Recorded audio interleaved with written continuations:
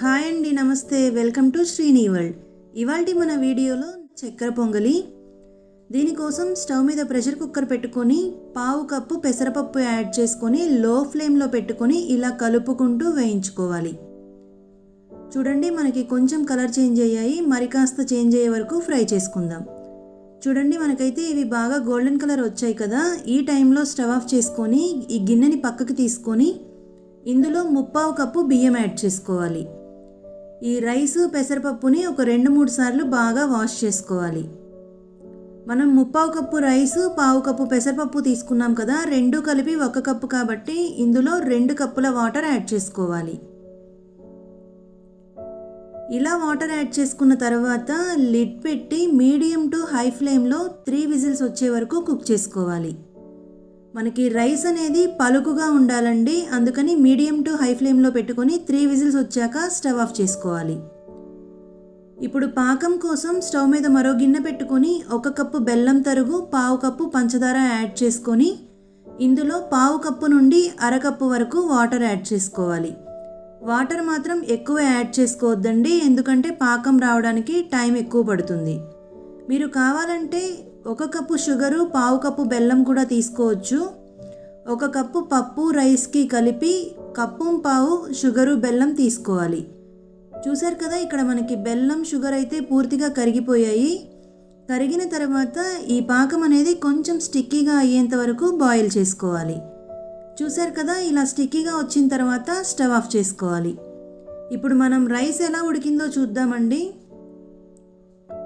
చూస్తున్నారు కదా, చాలా పలుకుగా కుక్ అయ్యింది రైస్ అయితే మనకి. ఇప్పుడు ఇందులో మనం ముందే రెడీ చేసి పెట్టుకున్నాం కదా బెల్లం షుగర్ సిరప్, దాన్ని ఫిల్టర్ పెట్టుకొని వడకట్టుకోవాలి. ఇలా వడకట్టడం వల్ల బెల్లంలో ఏమైనా ఇంప్యూరిటీస్ ఉంటే తొలగిపోతాయి.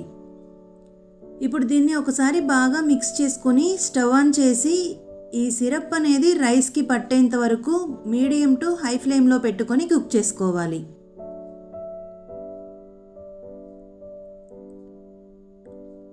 చూడండి, ఇది మనకి కొంచెం దగ్గర పడుతుంది కదా. ఇప్పుడు ఈ కుక్కర్ని మరొక స్టవ్ మీద పెట్టుకొని డ్రై ఫ్రూట్స్ ఫ్రై చేసుకుందామండి.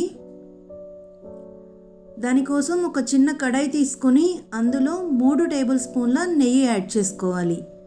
ఈ చక్కెర పొంగలికి నెయ్యి ఎంత ఎక్కువ ఉంటే అంత టేస్టీగా ఉంటుంది.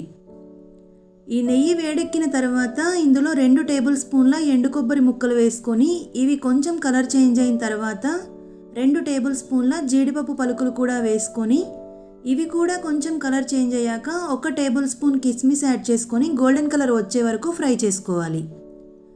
చూసారు కదా, అవి గోల్డెన్ కలర్ రాగానే వాటిని నెయ్యితో సహా ఈ చక్కెర పొంగల్లో వేసుకోవాలి. ఇలా వేసుకున్న తర్వాత దీన్ని బాగా మిక్స్ చేసుకోవాలి.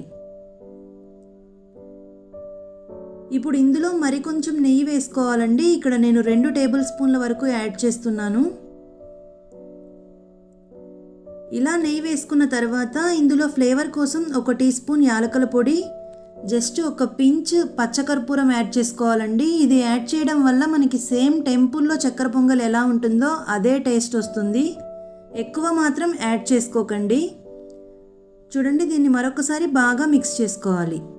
చూస్తున్నారు కదా, ఇదైతే మనకి బాగా దగ్గర పడింది. ప్యాన్ నుండి కూడా సపరేట్ అవుతుంది కాబట్టి ఈ టైంలో స్టవ్ ఆఫ్ చేసుకొని దీన్ని ఒక సర్వింగ్ బౌల్లోకి తీసుకుందాం. అంతేనండి, టెంపుల్ స్టైల్లో చక్కెర పొంగలి రెడీ అయిపోయింది.